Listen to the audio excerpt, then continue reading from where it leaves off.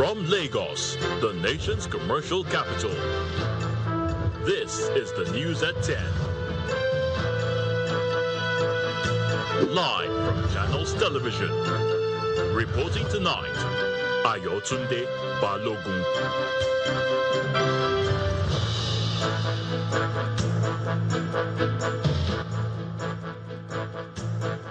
Hello and welcome. Tonight,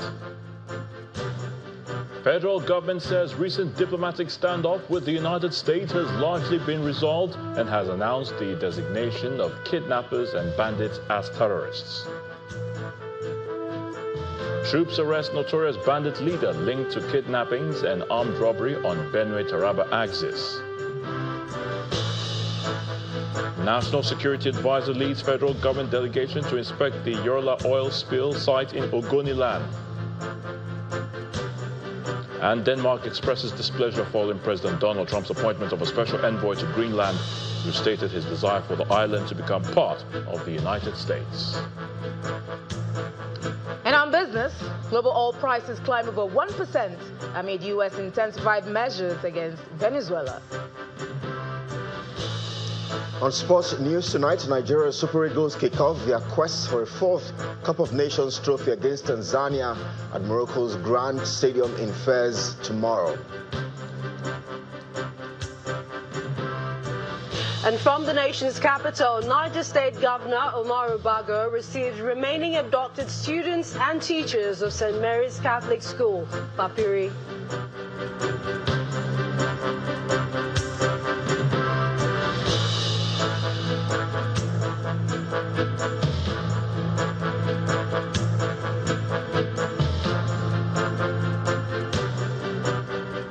The federal government has announced that any individual or group involved in kidnapping, terrorizing communities, or attacking farmers nationwide will henceforth be officially classified and treated as terrorists. This announcement was made by the Minister of Information and National Orientation, Mr. Mohammed Idris, during an end-of-year media briefing in Abuja. Our correspondent, Benny Ark, now reports. The Minister of Information and National Orientation, Mr. Mohammed Idris, is leading this end-of-year media briefing to review the performance of the government for the outgoing year. Work that President Bola. The government is using the briefing to address some key state-of-the-nation issues and provide policy direction for the incoming year. Our gross domestic product, that's GDP, grew by 3.98% in the third quarter of 2025. Demonstrating resilient and sustained expansion in the non-oil sector. Significantly, headline inflation has now declined for 8 consecutive months to stand at 14.45% in November 2025. The journey of 2025 was one of reinforcing and strengthening the foundations of the Nigerian economy. The mission of 2026 is to raise the edifice of a secure, competitive, and prosperous Nigeria upon that. He also highlighted that the resolution of the recent Nigerian-U.S. diplomatic spat has strengthened bilateral ties and positioned Nigeria as a more confident global partner. In 2025, and all of you are aware of this, we navigated a very complex international diplomacy with maturity and also with principle and with dignity that Nigerians are known for. For example, the recent diplomatic spat with the United States has been largely resolved through a firm, respectful engagement culminating in a strengthened partnership between America and Nigeria.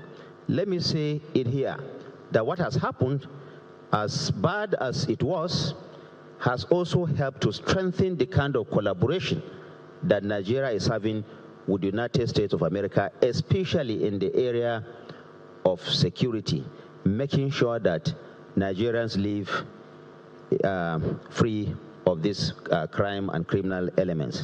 On security, the minister announced a hardline shift, warning that the era of soft descriptions and impunity is over. Any armed group that kidnaps our children, that attacks our farmers, that terrorizes our communities is officially classified and will be dealt with as a terrorist organization, any individual or any group. This is the declaration that Mr. President has made. Now, the era of ambiguous nomenclature is over. If you terrorize our people, whether you are a group or you are an individual, you are a terrorist and you'll be classified as such. There is no any name hiding under this again.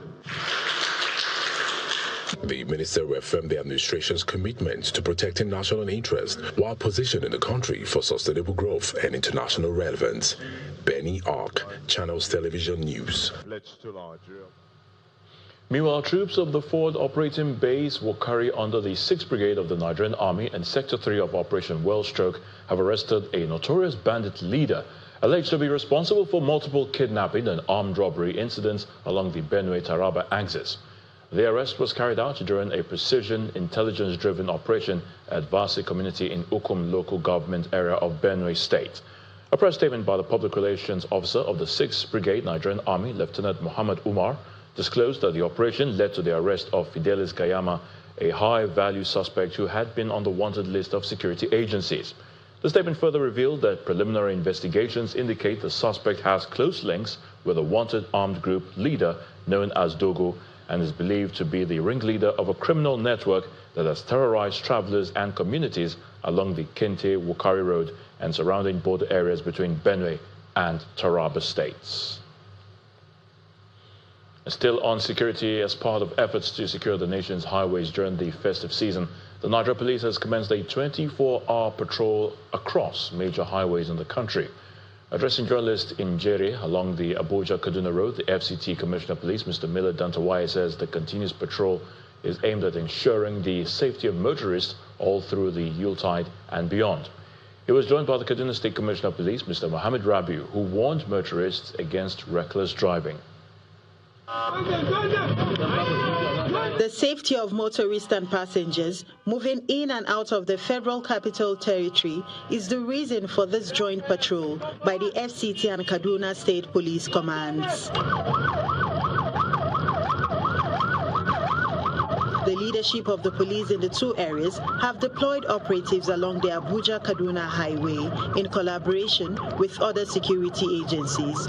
They are assuring motorists of adequate security. We have come out to let Nigerians know, especially Nigerians living within the Federal Capital Territory and those from Kaduna State, and the people that will be plying these routes generally, that we have decided to do the needful. The needful we have decided to do is to come out and re-energize or work on the psyche of our men on the road. 2 years, we have never recorded incidents in our jurisdiction in Kaduna State.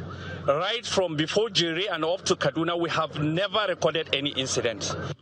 Issues of fake news about kidnapping and insecurity were addressed as plans to extend the joint patrol to other states are highlighted. The entire Nigeria connects Abuja, being the center of the nation. So we will synergize with Niger by the grace of God. We'll synergize with Kogi. We'll also synergize with Nasarawa State. And I want to assure the motorists and other road users that this road is safe. They should ignore all these social media posting implying that the road is not safe, this and that. And we want to warn them that they should desist from doing that. Motorists and passengers are happy with the increased presence of policemen along the routes. You on the road is a reassurance that maybe the country is trying to revitalize the security system for us to achieve the desired goal. So it's a welcome idea. I saw some policemen vehicle patrolling from, what's the name of this place? From, Jere, so the road is safe. Beyond the Yuletide, the police are assuring all road users of sustained patrol across the nation to ensure improved safety. The federal government has reaffirmed its commitment to the peaceful resumption of oil exploration in Ogoniland as the National Security Advisor Nuhu Ribadu led a high-powered delegation to Rivers State. During a visit to Government House in Port Harcourt, Mr. Ribadu conveyed President Bola Tinubu's appreciation to Governor Siminalayi Fubara for his handling of the Ogoni dialogue. The delegation later proceeded to Ogoniland to inspect the Yola oil spill site in Pean community as part of efforts to ensure a smooth and secure re-entry process. Our correspondent Charles Operum reports.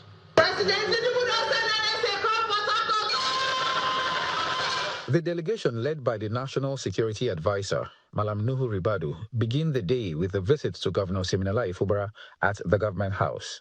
The NSA extends the President's appreciation to the Governor for the handling of the Ogoni dialogue. Collectively, Your Excellency, we are here with a mission to thank you. Thank you for the cooperation.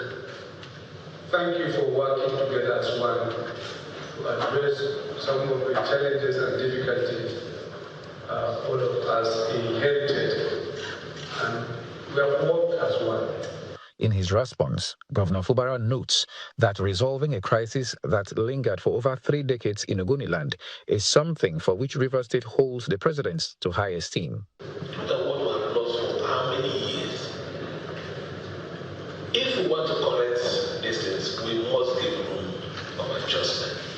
We must be receptive. It mustn't be start and end in our own tanks. We must have room to say, look, I'm letting this go because of this. So please, it's not a day for too much talk. It's just a day to say thank you, a day to assure Mr. President that we appreciate what they're doing for us.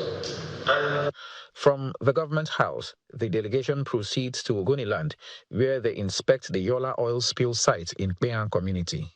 Addressing journalists at the site, Malam Ribadu attributes the spill to sabotage, urging residents to work closely with government agencies to ensure a smooth and peaceful re-entry process into Ogoniland.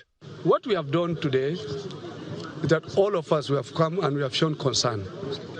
We are worried. It is directly from Mr. President.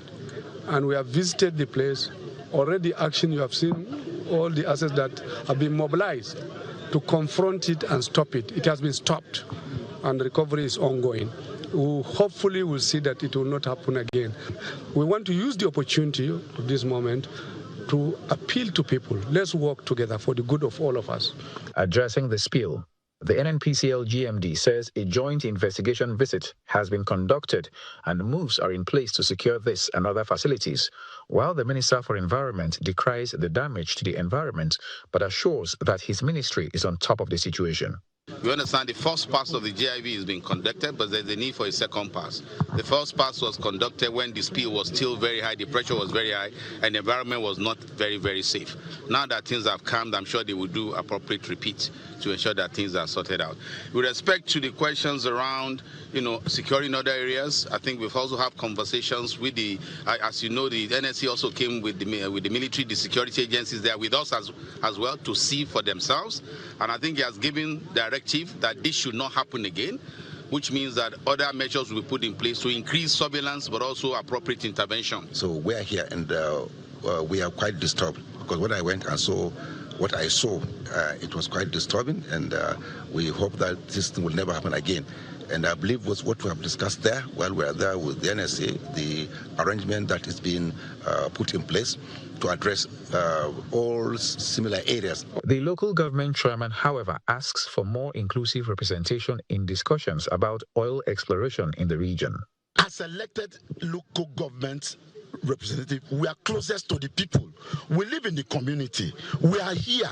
And so we want any discussion aimed at addressing the issues that affects oil and its related activity to be such that involves local government chairmen, elected representatives both at the state and national level. As 2026 approaches, the federal government says it plans to significantly ramp up crude oil production with the resumption of oil exploration in Ogoniland, which is a key component of achieving that projection.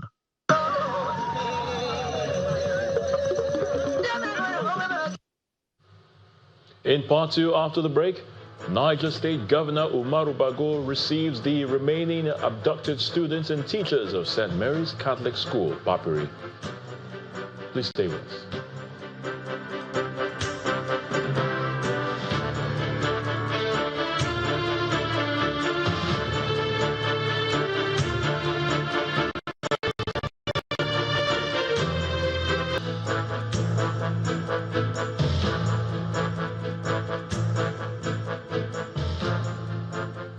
Welcome back. If you've just joined us, you're watching the News at 10 live on Channels Television Lagos. A reminder of our top stories. Federal government says recent diplomatic standoff with the United States has largely been resolved and has announced the designation of kidnappers and bandits as terrorists. Troops arrest notorious bandit leader linked to kidnappings and armed robbery on Benue-Taraba axis. National Security Advisor leads federal government delegation to inspect the Yola oil spill site in Ogoniland. And Denmark expresses displeasure following President Donald Trump's appointment of a special envoy to Greenland, who stated his desire for the island to become part of the United States.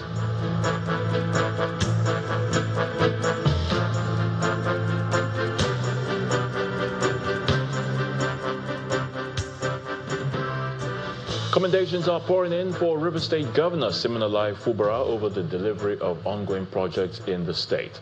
The latest to applaud the Fubara administration are the National Secretary of the All Progressives Congress and the head of the Civil Service of the Federation, who were guests at the inauguration of the Permanent Secretary's quarters for senior civil servants in the state.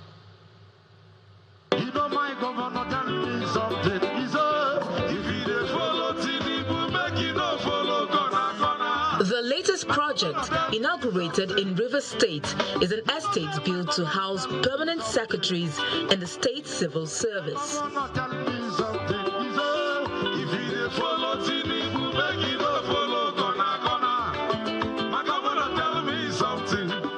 The estate consists of 29 four-bedroom housing units made up of 9 standalone duplexes and 20 terrace buildings.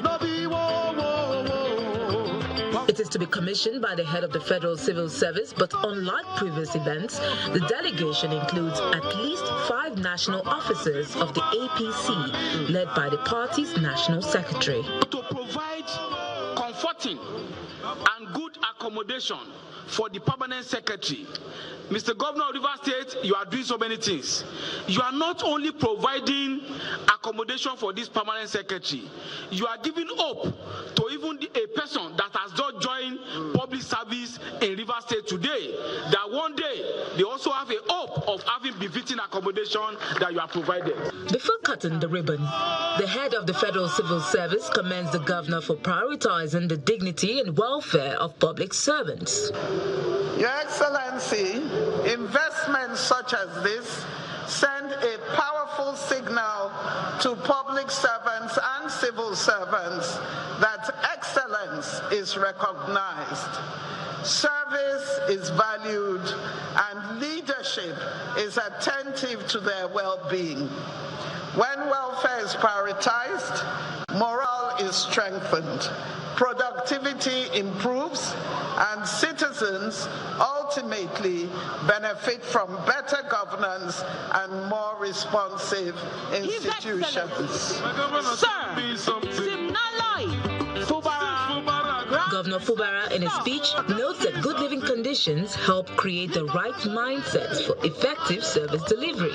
He also uses the occasion to reaffirm his decision to join the APC. So it's a well thought out arrangement to give you comfort, to make you bring out your best for Rivers State. Our decision is to prove a point that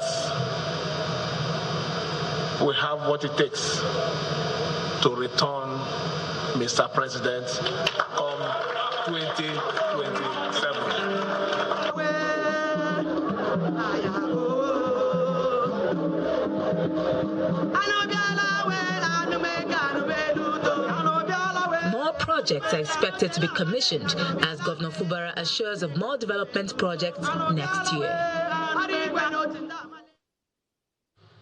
Let's now head to the nation's capital, and Millicent Walker is standing by to give us the latest from our Abuja studios. Hello, Millicent. Hi, Ayatunde. Many thanks. We begin here in Niger State, where Governor Umaru Bago has received the remaining abducted students and teachers of St. Mary's Catholic School, Papiri, in Agwara local government area of the state.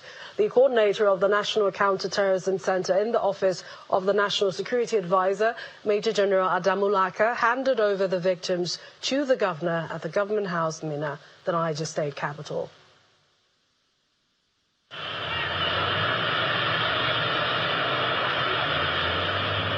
A military convoy leads the remaining rescued victims of St. Mary's Catholic School, Papiri, who have just regained their freedom, into the Niger State Government House.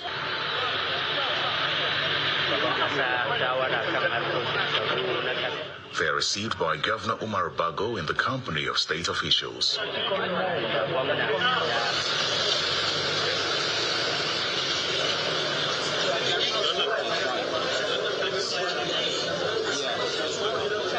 The coordinator of the National Counter-Terrorism Center in the Office of the National Security Advisor, Major General Adamu Laka, led the victims to the Government House. This rescue was... He explains that since the abduction, the government has been working to ensure their rescue and safe return. I wish to, on this note, reaffirm the commitment of the Office of the National Security Advisor on the security of every Nigerian. We will continue to lead and coordinate measures to protect communities and institutions across the country. Particularly, we are implementing immediate short-term protective measures in high-risk areas, while concurrently working with state governments, traditional and religious leaders, to develop lasting community-based security solutions. The Niger State Governor, who are receiving the remaining abducted students and staff, thanked President Bola Tinubu and the National Security Advisor for the prompt action in rescuing and recovering the children. If you look at these children and imagine the torment they went through, is unbearable. So the last time they got the first 100, I told you about the smallest. But looking at these children now, it's scary. We want to thank Mr. President, want to thank the NSA, the BGSSS, and every other person that was part of this rescue. The governor is hopeful that the victims will be reunited with their families in time to celebrate the Christmas season. Indeed, they can now spend the holidays with their families. Let's head over to some company news. Nigerian-based oil and gas company Heirs Energies has cemented a landmark $750 million financing agreement with the African Export-Import Bank, Afreximbank, to bridge a critical funding gap for its energy investments, underscoring renewed confidence in Africa's indigenous energy sector. Speaking at the signing ceremony, the chairman of Heirs Energies, Mr. Tony Elumelu, describes the support as a game changer and a clear manifestation of Africa's capital working for Africa's businesses. It's the official signing ceremony of $750 million financing transaction between Heirs Energy and Afreximbank. Top management representatives of both companies are present here to witness the signing, which is a critical intervention that will enable Heirs Energy to scale production and contribute meaningfully to Nigeria's energy security. Our recent innovation in gas that increased our production a few months ago actually led to more than tripling of the power generation from the eastern part of Nigeria. So it's a very impressive outcome. So the small seed that was planted 7 years ago with the help of Afreximbank is grown significantly. You gave us the first letter. Yes. This is a clear manifestation of African capital working for African businesses. You know, I have said that no one but us will develop our continent. The most impactful and catalytic finance institution in Africa It's aphorism conducted. They have grown the capacity and the boldness to support African businesses. This intervention by Afrexim Bank aligns with its wider mandate to promote intra-Africa trade, diversify finance options, and support indigenous capacity building across key economic sectors. We think we should get to higher strides. We're still working on the energy bank, so that we can move most of this energy portfolio there. That's where it should sit. And we would put tremendous capital in it and support it also to be as bold and innovative as Afrexim Bank itself has been, so that we can continue to support that sector. Done with speeches, the partners put pen to paper.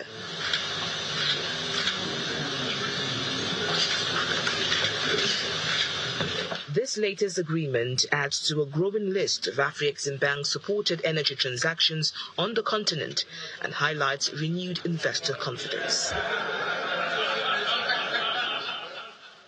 Still ahead on the news at 10, global oil prices climb over 1% amid U.S. intensified measures against Venezuela. That's on Business News. Please join us again.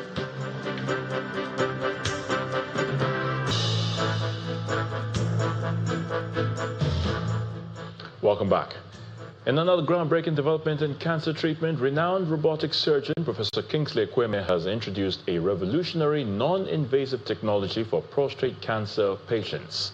The technology, called high-intensity focus ultrasound, is a treatment for prostate cancer, which uses focused sound waves to heat and destroy cancerous cells in the prostate. Professor Ekweme disclosed this and other benefits of the HIFU treatment to Channels Television after a 2-day intensive training session for staff of the prostate clinic from medical experts from the UK and Canada. Our correspondent Kelly Egiga tells us more. Always check visually the contour that you will see. It's day 2 of a high-impact training program. The staff of the prostate clinic are back in this room, sharpening their skills under the guidance of the clinic's founder and CEO, Professor Kingsley Ekweme, and other international medical experts. That we need to do just to check all connections.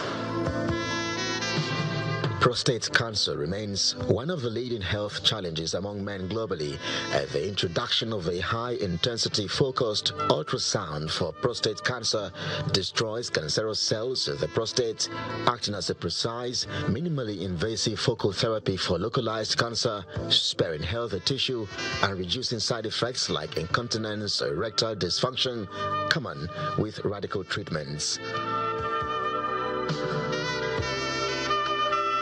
With classroom learning complete, the TPC team is now heading to the theater for a hands-on test of the groundbreaking device, the first of its kind in West and Central Africa. So concerning the patient, is there any form of blood loss? No blood loss at all, because it's the treatment, as I mentioned earlier, doesn't involve any tissue incision. Professor Ekweme says the technology preserves nearby nerves and muscles, allowing for quicker recovery, adding that patients in Nigeria and the continent now have access to a cutting-edge treatment that promises precision.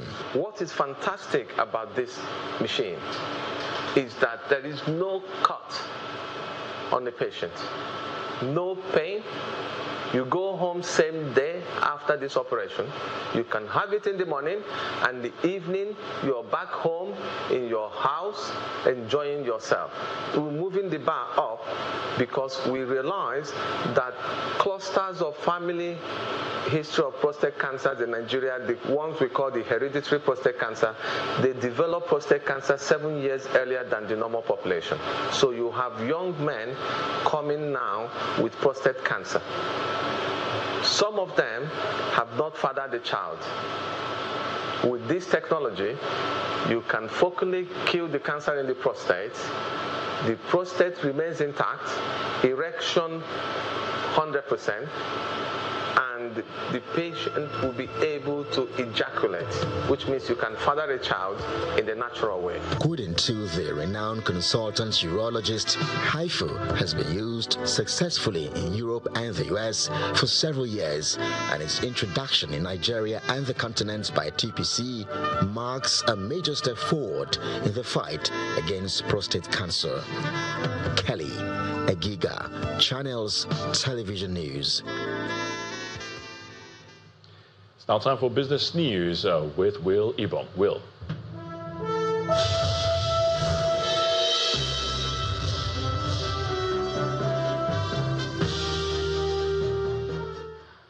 Thank you, Tunde. A bit of a rush in the whole oil space. Global oil prices have risen after United States moved to block Venezuelan oil shipments, raising fears of supply disruption under the administration of Donald Trump.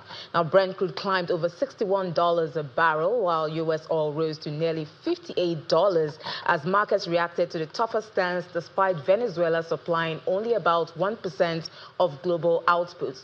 Prices are also supported by ongoing Russia-Ukraine tensions, helping oil recover from last week's losses.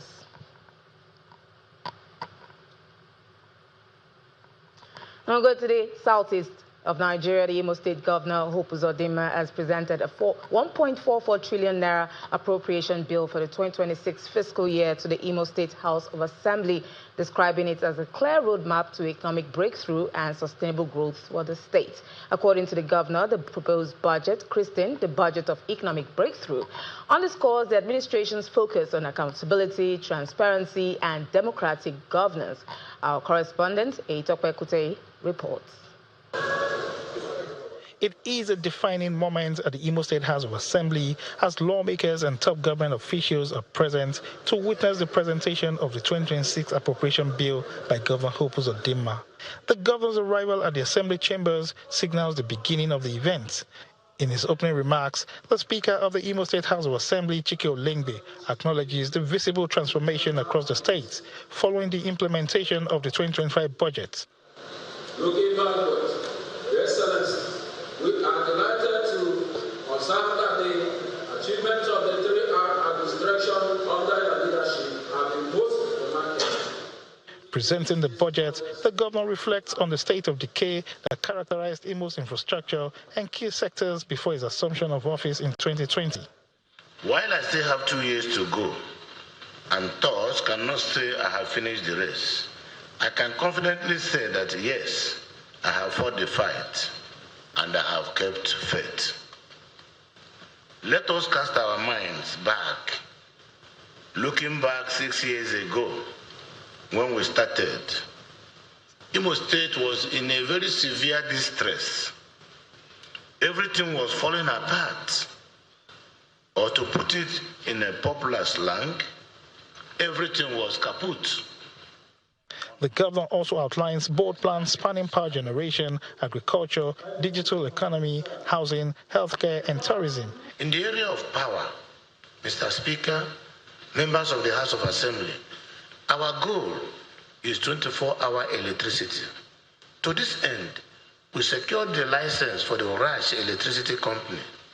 We have completed 95% of the 15-kilometer, 33 kV line network from Ebu to New Owerri, and from Owerri to Olo up to Omoma Polytechnic, now University of Innovation, Science and Technology.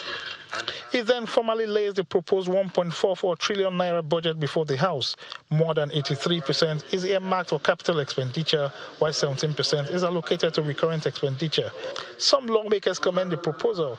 During our deliberations, we have always wondered whether you are in your first tenure or in your second tenure. Because you have worked tirelessly like a governor in his first tenure. With 2 years left in his tenure, Governor Uzodinma says the 2026 budget is designed to consolidate gains and lay a solid foundation for a lasting legacy of shared prosperity for the people of Imo State. Eitokwe Kutei, Channels Television News. From budget figures, we head to numbers at the domestic stock market, which kicked off the holiday-shortened week on a positive note. This comes as investors brace themselves for Christmas. In the John McQuarrie has the details.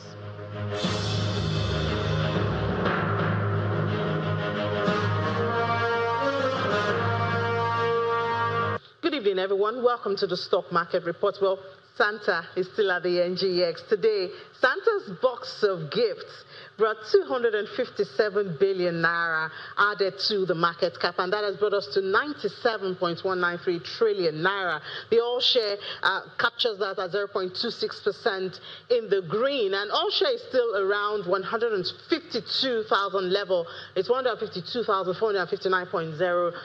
Market mover driver of this mainly is Boa Cement.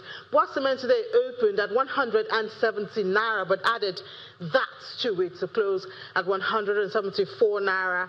That's a gain of 4 naira. Let's look at other contributors to the market. Top trades, well, unusually tantalizers made it, but first Holco we know is a customer, especially since the move by billionaire Mr. Otedola is still in the top trades, as well as Accessco. So it's a beautiful way to start this shopping week, and Santa is giving the power to the bold.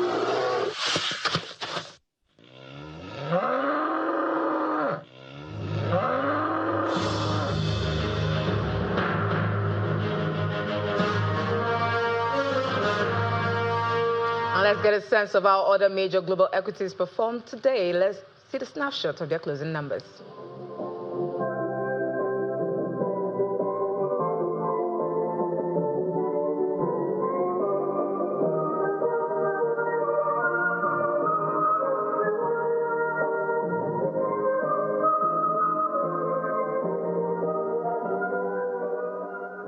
And that's business news. I'm Willie Bong. It's back to you, Ayo.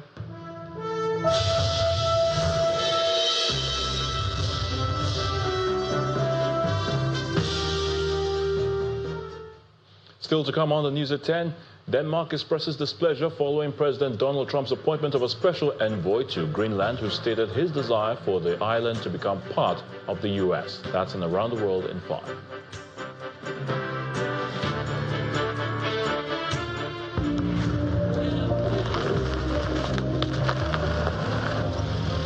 Transfer. Now money point of that.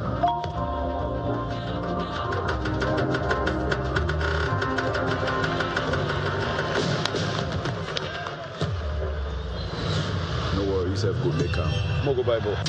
Victor, even you they use money point? Of course now, they use money point. Confirm. Money point, made for your progress.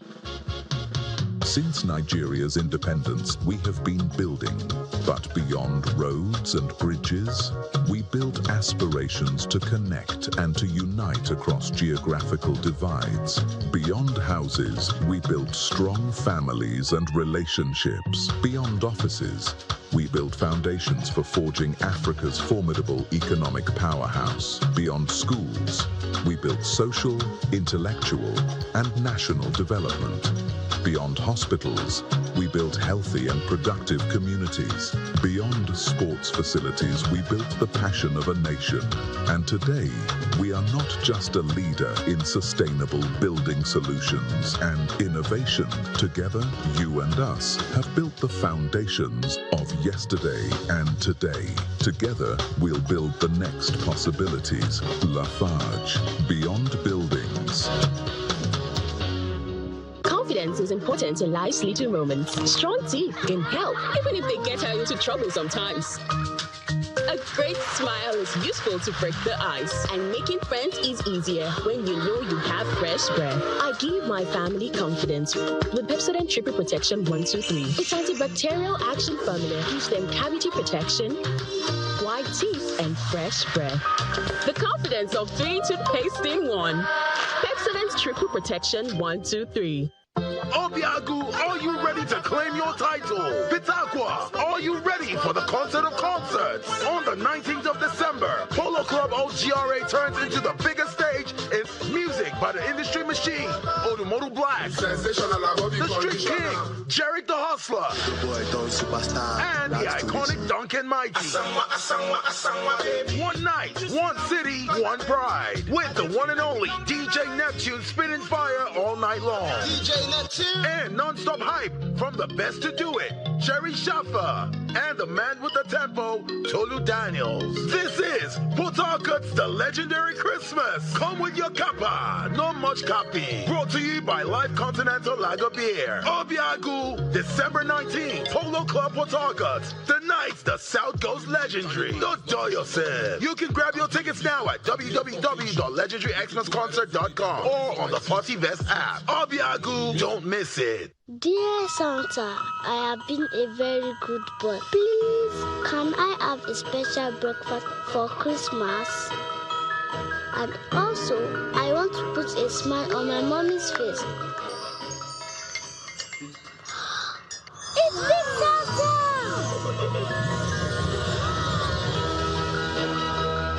Thank you, Big Santa. Enjoy Christmas at its peak. Welcome back.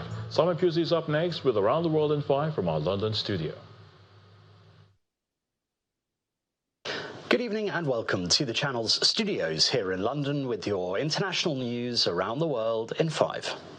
A Russian general has been killed in a car bombing in Moscow. Russia's investigative committee said Lieutenant General Fanil Savarov died on Monday morning after an explosive device planted under a car detonated. Savarov was the head of the Armed Forces Operational Training Department. The committee said one theory being investigated was that the bomb was planted there with the involvement of Ukrainian intelligence services. Ukraine has not commented. Savarov died in hospital as a result of his injuries. The U.S. Coast Guard is in active pursuit of another vessel in international waters near Venezuela as tensions in the region continue to escalate. U.S. authorities have already seized 2 oil tankers this month. Sunday's pursuit was related to a sanctioned dark fleet vessel that is part of Venezuela's illegal sanctions evasion, according to a U.S. official. Washington has accused Venezuela of using oil money to fund drug-related crime, while Venezuela has described the tanker seizures as theft and kidnapping.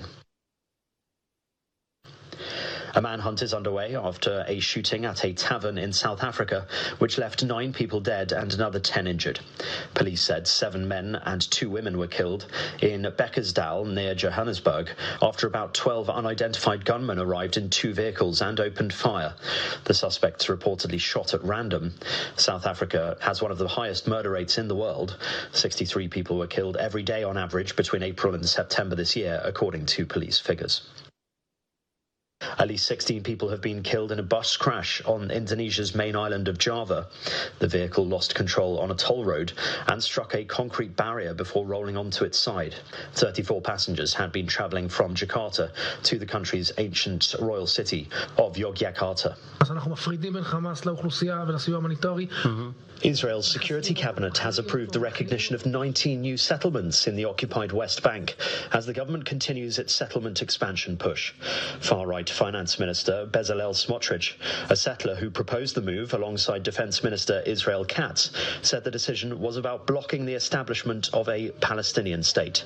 Israeli settlements in the occupied West Bank are considered illegal under international law. Donald Trump has sparked a renewed disagreement with Denmark after appointing a special envoy to Greenland, the Arctic island he said he would like to annex.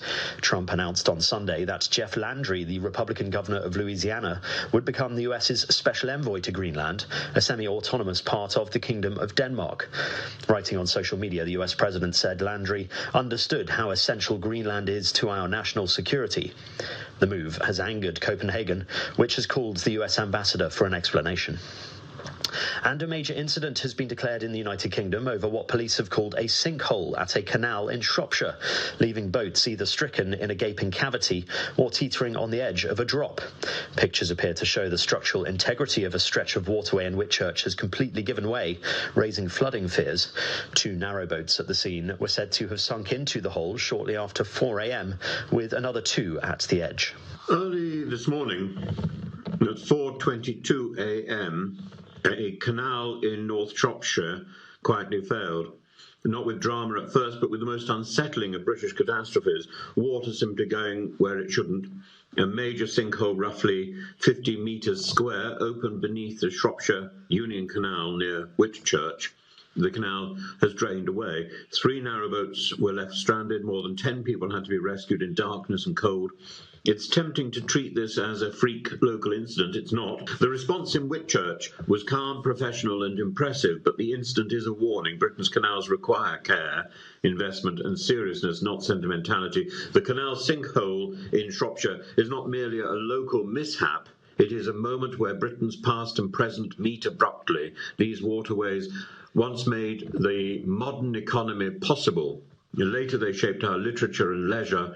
Now they house communities and memories. They deserve respect. And that's your international news around the world in 5. Now back to the Channel's studios in Lagos.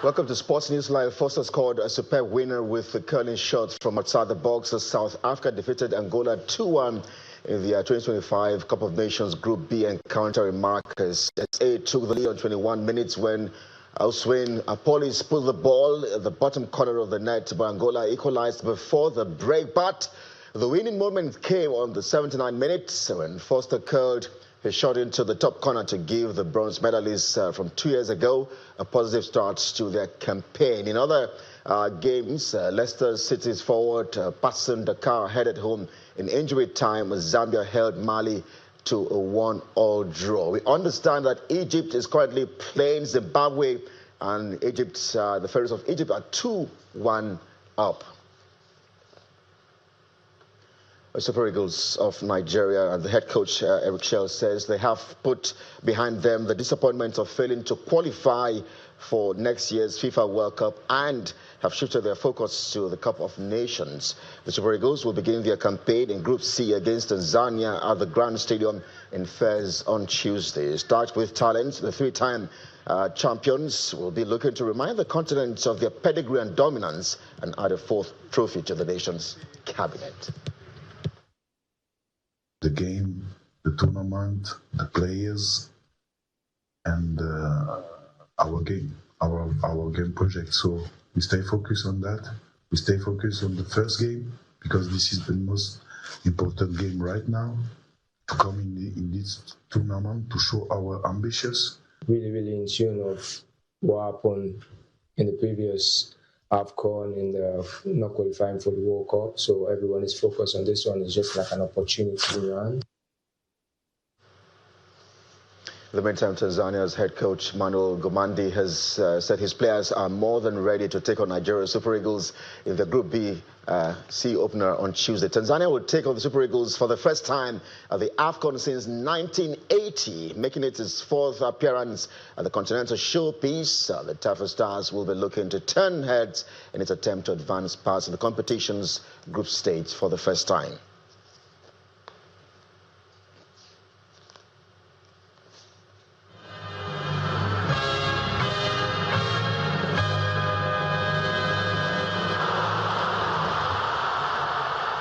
We'll bring you up to speed. There's developments on Park right there at the tournament in Morocco. That's sports. I'm Kelly. Egiga is back to you today.